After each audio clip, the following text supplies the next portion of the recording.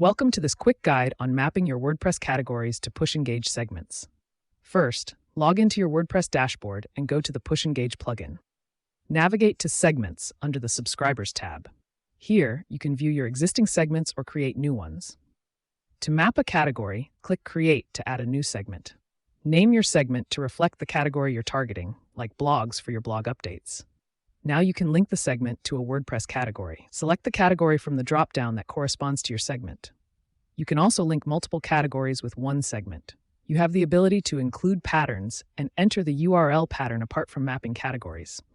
For example, include /blogs for all blog-related notifications.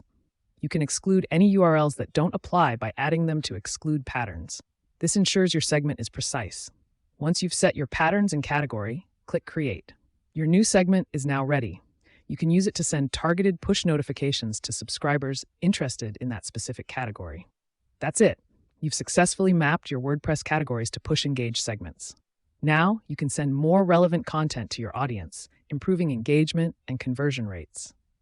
Thank you for choosing PushEngage.